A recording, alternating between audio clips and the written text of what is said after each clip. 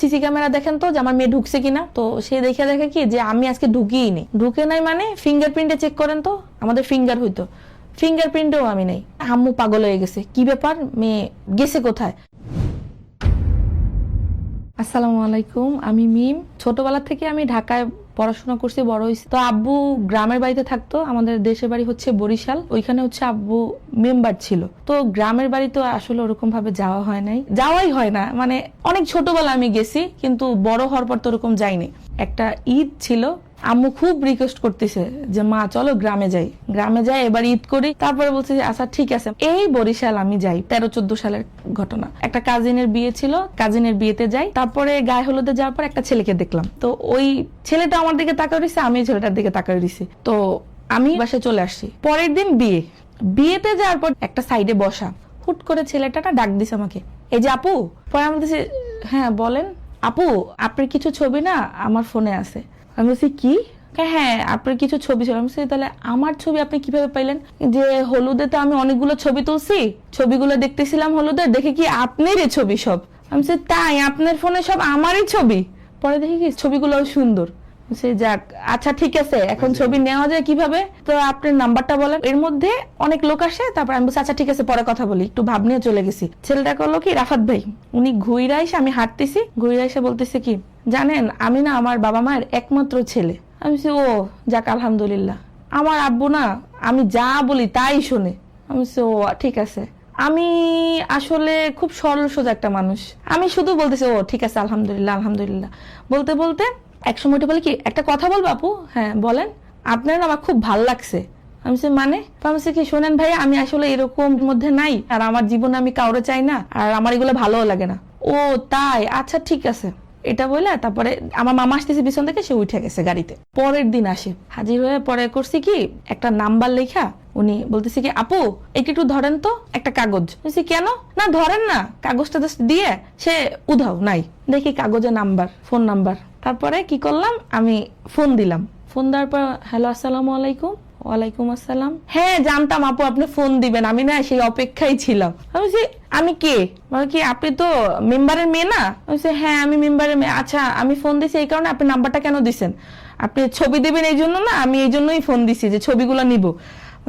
ও ছবি নেওয়ার জন্য ফোন দিছেন, আর আমি যে আপনাকে কিছু বললাম সেটার জন্য দেন না? আমি না সেটার জন্য অবশ্যই দিই নাই, ছবির জন্যই দিছি। আচ্ছা ঠিক আছে। এই টুকটাক কথা তো কথা বলতে বলতে না আমার খুব ভালো লাগতো, মানে তার কথাগুলো আমার খুবই ভালো লাগতো। মানে সে খুব গুছায় কথা বলতো, খুবই সুন্দর সুন্দর কথা বলতো। পরে একটা সময় জানতে পারি সে ঢাকায় পড়াশোনা করে এবং ঢাকাতে কল্যাণপুরে থাকে। তারপরে আমরা ওইখান থেকে ঢাকা চলে আসলাম।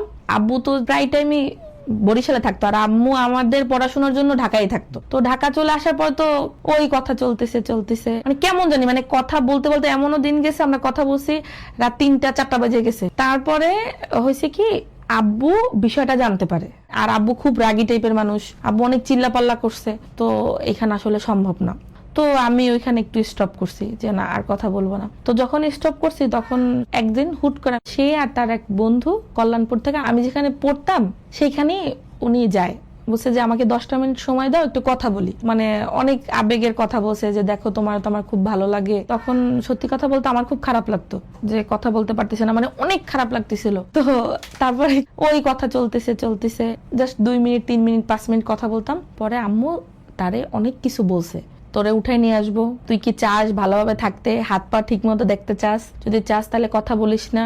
বলার পরে সে আমারে বলতেছে কি মিম তোমার সাথে একটু আমার দেখা করার আছে। তারপরে আমার কোচিং এর সামনে সে দেখা করতে আসে, আমার বলতেছে দেখো আমি তোমার প্রতি খুব সিরিয়াস, কিন্তু একটা কথা কি জানো মিম, আমি খুব ভালোভাবে এই মাস্টার্সটা শেষ করে তারপরে আমরা একটা জীবনের সিদ্ধান্ত নিব। তা আমি বলছি ঠিক আছে, তাহলে তো আব্বু আম্মু সবাই মানবে, কোনো সমস্যা নেই। তা এর মধ্যে হয়েছে কি আমার আম্মু মানে খুবই রাগী টাইপের, মানে উনি এমন ছিল যে 5টা দিকে আমার কোচিং ছুটি, 5টা 5-এর মধ্যে আমার বাসায় থাকতে হবে।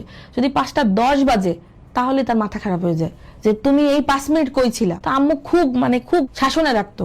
তো তো একদিন কলেজে আমি না যাই, একদিন ক্লাস না করে আমি তার সাথে দেখা করতে গেছি। আম্মু আমারে করছে কি, ফোন দিছে, ফোন দিয়ে বলতেছে তুই কই। আমি বলছি আম্মু আমি ক্লাসে আছি, পরে কথা বলি, মানে একটু তাড়াহুড়ো করে ফোনটা কাটিয়ে দিছে। তা আম্মুর মনে না ডাউট লাগছে যে কি জানি একটা হইছে। আম্মু করছে কি আমাদের কলেজে ফোন দিছে, দেখেন তো মিম আজকে আসছে কিনা, সিসি ক্যামেরা দেখেন তো যে আমার মেয়ে ঢুকছে কিনা। তো সে দেখে কি যে আমি আজকে ঢুকিই নি, ঢুকে নাই মানে ফিঙ্গারপ্রিন্টে চেক করেন তো, আমাদের ফিঙ্গার হইতো, ফিঙ্গারপ্রিন্টেও আমি নেই। আম্মু পাগল হয়ে গেছে, কি ব্যাপার মেয়ে গেছে কোথায়। এর মধ্যে আমার ফোন দিয়েছে, ফোন দিয়ে আম্মু আমার সাথে খুব চিল্লা পাল্লা, এই তুই কই গেছস, তুই বাসা আসলে তুই দেখবি তুই কোথায়, অনেক চিল্লা পাল্লা। তখন এত পরিমাণ আমার কান্না পাইতেছিল, আম্মু আমার সাথে এমন রাগারাগি করতেছিল, আমার মন এত খারাপ ছিল, কি করব আমার মাথায় কাজ করতেছিল না। আমার এত ভয় লাগতেছিল যে আমি বাসায় গেলে হয়তো বা অনেক কিছু হয়ে যাবে। রাফাতরে আমি বলতেছি যে দেখো আমি বাসায় যাব না। এখন ও তো ভয় পেয়ে গেছে।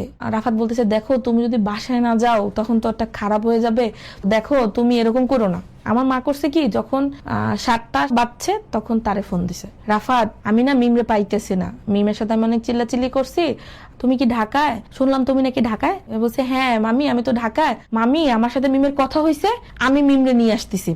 আম্মু বলছে ঠিক আছে বাবু তুই যেমনে পারোস তুই একটু মায়ের ডারে বাসায় নিয়ে। এখন তখন আমার বুঝে দেখো তোমার মা চিন্তা করতেছে, মা যেহেতু।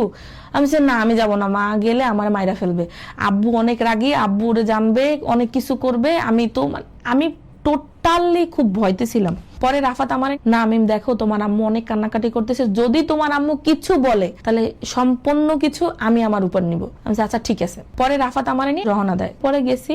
তারপরে বাসায় যাওয়ার পরে আম্মু নর্মালি আম্মু কথা বলছে, আমিও নর্মালি কথা বলছি। কথা বলার পর আম্মু আর তার মধ্যে খুব ভালো একটা সম্পর্ক হয়ে গেছে, একটা বিশ্বাস পাইছে। আম্মু এখন পর্যন্ত জানে না যে ওই দিনের ওই ঘটনাটা সে ছিল, তার সাথে ঘুরতে যাওয়ার জন্য যে এরকমটা হয়েছে আম্মু এখন পর্যন্ত জানে না। আম্মু মনে করতেছে ছেলেটা ফিরে আনছে, তো তার সাথে খুব ভালো একটা সম্পর্ক হয়েছে। হওয়ার পরে তো টুকটাক আম্মুর সাথে তার মোবাইলে কথা হয়।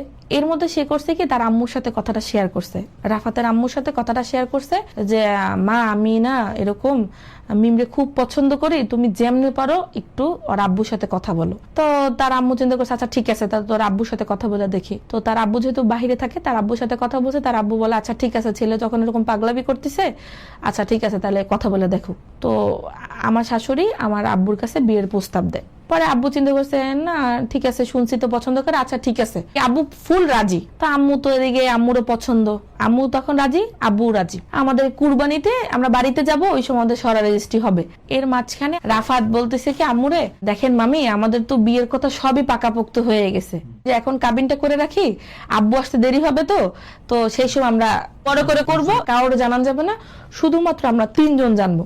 খুব ভালোভাবে পটাইতেছে যে দেখেন আমাদের তো সবাই রাজি, আমরা শুধুমাত্র একটু কাবিনটা করে রাখি। আর রাফাত আসলে মূলত না অনেক ভয় পাইতেছিল যে যদি না হয় তখন কি হবে, যদি না হয় রাফাত এক পর্যায়ে আম্মুরে খুব ভালোভাবে ধরছে। তখন সে অনেক পাগলামি করে, এমন পাগলামি।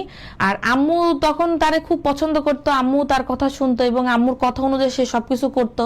তো এই জন্য আম্মু চিন্তা করলো ঠিক আছে তাহলে করে ফেলি। অবশেষে তারপরে আম্মু রাজি হলো, রাজি হওয়ার পর আমরা কাজী অফিসে যাই। যাওয়ার পরে আমি 10 লাখ টাকা দেনমোহর করতে বলছি। তারপর রাফাত বলছে ঠিক আছে তোমার যা ইচ্ছা তাই বসো, আমার কোনো সমস্যা নেই। এই আমাদের বিয়ে হইলো, কাবিন হইলো। হওয়ার পর না ওই সময় কেমন যে একটা অনুভূতি আসলে বলার মতো না। মা অনুমতি দিয়েছে কিন্তু মা যায়নি। আম্মু অনুমতি দিয়েছে, দুজনেরই মামা ছিল আর আমরা 2 জন। আমি মোহাম্মদ রাফাত। কি মনে করে আপনি হুট করে এত শর্ট নোটিশে তার মাকেও রাজি করে ফেললেন? কেন এই কাজটা করলেন? আপনার তো সুযোগ তৈরি হয়েছিল পারিবারিক ভাবে বিয়ে করার, এই কাজটা করার কারণ কি? ভাই আসলে হচ্ছে কি ব্যাপারটা এরকম, আমার বাবা কুয়েত থাকার কারণে বাবার আসতে একটু দেরি হবে, এই জন্য চাইছিলাম কি যে আমরা বিয়েটা করে রাখি, তারপর যা হওয়ার হবে, পরবর্তীতে আনুষ্ঠানিকতা সবাই রাজি, তাহলে তার কোনো ঝামেলা নেই, এই জন্যই আসলে এটা করা। পরে আব্বু যেহেতু গ্রামে থাকে তো সে তো আর কিছু জানে না, আর আম্মু জানায় নাই।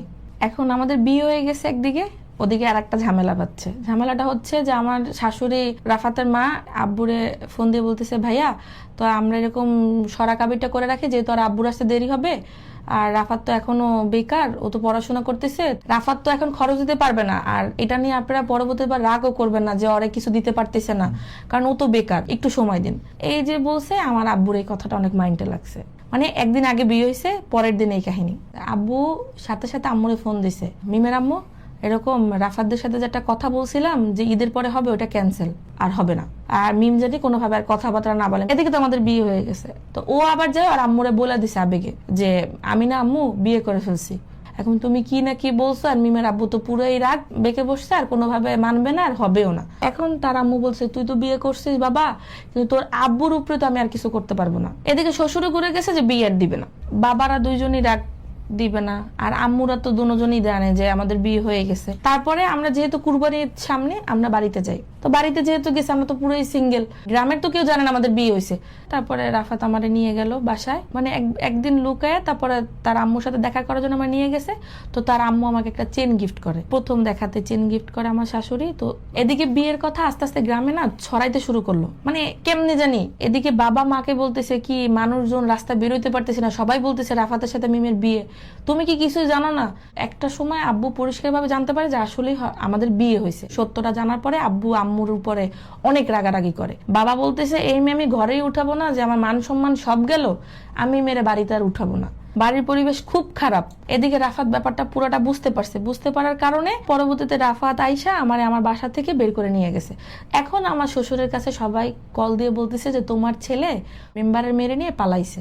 তো এইটা আমার শ্বশুরের তো একটা আত্মসম্মান যে এক বাপের একটা ছেলে নিয়ে পালাইছে। তারপরে হলো কি আমরা তার মামির বাসায় যাই উঠি প্রথম। ওরে যখন নিয়ে আসছি, নিয়ে আসার পরে তখন তো আমাদের একটা চাপ ছিল, চাপটা এরকম যে ওর বাবা মেম্বার, ওরে যখন বাড়ি দিয়ে নিয়ে আসছি, থানা পুলিশ হতে পারে। পরে আমরা ওইখান থেকে ঢাকায় আসছি। ঢাকাতে এসে তার এক আত্মীয়র বাসায় উঠলাম। তো উঠার পরে অনেক কষ্ট করে ওইখানে থাকলাম। তখন মানে আমি যেভাবে লাইভ লিভ করছি, আসলে আমার সাথে বা ওর সাথে ওইগুলা যায় না। তখন কিচ্ছু না, আমাদের কিচ্ছু নেই, আমরা জিরো, মানে একেবারে জিরো হয়ে আমরা ঢাকায় আসছি। এই আমাদের যুদ্ধ শুরু।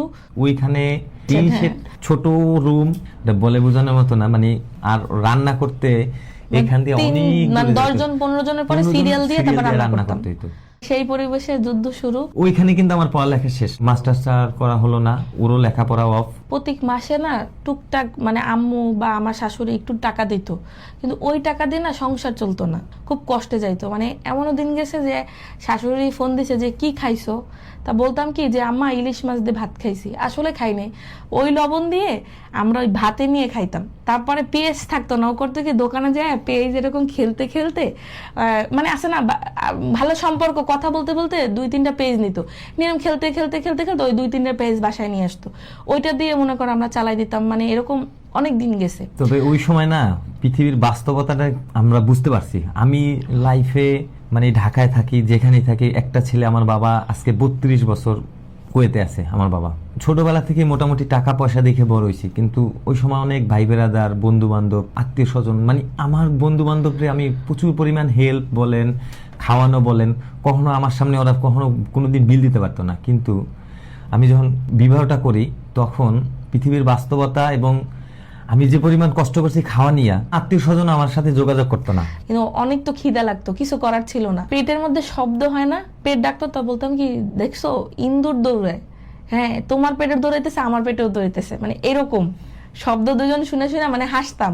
তো এরকম করতে করতে প্রায় 1টা বছর আমরা ঢাকা থাকি, অনেক কষ্ট করি। করার পরে হুট করে আমার দাদি শাশুড়ি, উনি আমার শ্বশুরে ফোন দিয়ে বলে যে বাবা আমি তো মারা যাব, তো নাতি বউডার একটু দেখা যাই, তুই এক কাজ কর, যেহেতু সামনে কুরবানির ঈদ, তুই ওরে মাইনা নে, আমি একটু ওরে দেখা মরি। তো উনি আর আমার নানি শাশুড়ি আমাদের এই টোটাল এর জন্য অনেক করছে। আমার শ্বশুর আবার কি তার আম্মুর কথাটা অনেক শুনে, মানে অনেক শুনে বলতে অনেক শুনে। আমার বাবা হচ্ছে কি খুব জিদি মানুষ, তো উনি ওনার মা বলছে যে আমি নাতি বউকে দেখতে চাই জাস্ট উনি দেখার শুধু জন্য। ওইখানে শুধু বলছে যে ঠিক আছে ওদেরকে বাড়িতে নিয়ে আসতে, আমার কে নিয়ে আসবে, আমরা তো একা একা যাইতে পারবো না, একা একা যাইতে পারবো পরে না। আমার নানুকে, ওই সময় আমার নানু মুরব্বী মানুষ, ওনারে ঢাকা পাঠিয়ে দিছে, উনি আমাদের নিয়ে গেছে, উনি আমাদের বাড়িতে নিয়ে উনি গেছে, আমাদের নিয়ে যাওয়ার পরে বাড়িতে নিয়ে গেছে, কিন্তু শ্বশুর ওই সময় না কথা বলতো না, তখন আমাদের সাথে কোনো যোগাযোগ নেই। আমার কথা বলতো না, বলতো যতটুকু লাগে টোটালি আমরা তো কোনো কিছু করি না, আমাদের কাছে টাকা নাই, কিন্তু আমাদের তো এবং খরচা আছে, নিজেদের তো নিজে তো একটা খরচা আছে, তো কি করব। আর যেহেতু সেও বেকার আমিও বেকার, শাশুড়ির কাছে যাওয়া লাগতো। ঢাকা থেকে বাড়িতে গেছে, আমি তো বাবার বাড়িতে যাইতে পারি না, কারণ বাবা তো তখনও মানে নাই, শ্বশুর মাইনে নিয়েছে, বাড়িতে আসছি তার বাড়িতে। তো আমার মনে মনে নেয়ার ছিল যে আমার শ্বশুরের মন আমি কেমনে জোগাড় করবো, না করতেই হবে। এরপরে 2020 সালে আমার মেয়ে হয়। ওর সিজার করানোর টাকাটাও মানে আমার কাছে তো কোনো টাকাই নেই। টাকাটা জোগাড় করতে আমার মা আর আমার শাশুড়ি প্রচুর কষ্ট করছে। ওর বাবা শুধু ওরে দেখতে গেছিল, তাও বাচ্চা হওয়ার পরে। আর আমার বাবা চাইলে এরকম 50 বার সিজার করার টাকাও সে একবারে দিতে পারে, কিন্তু সে টোটালি আমার মেয়ে হয়েছে, আমার মেয়েরে পর্যন্ত দেখে নাই। বাবার তো প্রথম নাতি এটা। আমার মা কিন্তু ট্রাই করতো, আমার বাবা যখন ভিডিও কল দিত, এই যে দেখো আমার নাতির বাবা, তারপর একবারও দেখে নাই। তখন তো আমাদের বাড়ির পাশে, আমার শ্বশুর বাড়ির পাশে একটা মেয়েটা করতো কি, ঘরে বসে জামা কাপড় বিক্রি করতো। তো আমার না ওই জিনিসটা খুব ভাল লাগার পর বলে কি যে মানে আপু যে বিজনেসটা করতেছে ওটা তো ভালো, তো আমি কই পাবো টাকা, আমার তো টাকা লাগবে তাই না। আমার মেয়ে যখন হয় তখন সবাই দেখতে আসে, টাকা দেয়, কিন্তু তো আমার প্রায় 17-18 হাজার টাকা হয়েছিল। আমি ড্রেসের বিজনেস করব, তো কাপড় চোপড় নিয়ে এসে তখন যে কাপড় চোপড়ে না ঘরে বিক্রি করতাম, তা আমার শাশুড়ি আমারে খুব সাপোর্ট করতো, বাবুরে রাখতো, আমার ননদ রাখতো, হ্যাঁ ভাবি করো এরকম। তখন আমার শ্বশুর বাংলাদেশে আসার পর আমার দাদি শাশুড়ির প্রায় অনেক কিছুই করা লাগতো, যেহেতু সে মুরব্বী মানুষ। আমার দাদি তো এই যে লাস্ট 1 বছর আগে মারা গেছে। আমার বছর দাদি হয় নাই? আমাদের জন্য, আমার নানি, এরা দুইজন আমাদেরকে মানে ফ্যামিলিতে আবার ফিরানোর জন্য বহুত কিছু করছে। দেন আমার ওয়াইফও শেষ বয়সে এরা যখন মারা যাবে, আমার ওয়াইফ কি সেবা বলবেন, মানে সবকিছু আমার ওয়াইফ করছে। আমি জান দিয়ে করছি, এবং আমার শ্বশুর আসার পর আমিও যে দাদিরে যে সেবাটা করতেছি এটাও তার খুব সফট কর্নার হিসেবে কাজ করছে। এই আস্তে আস্তে আস্তে আস্তে আস্তে মেনে নিতে শুরু করলো। তখন আমার মেয়েরে দেখছে, এই আস্তে আস্তে আস্তে আস্তে নাতির প্রতি একটু মায়া হওয়া শুরু করছে। এর মধ্যে আমার বাবা আমার একটু মাইনে নেওয়া শুরু করলো, আমি আমাদের বাড়ি যাওয়া আসা।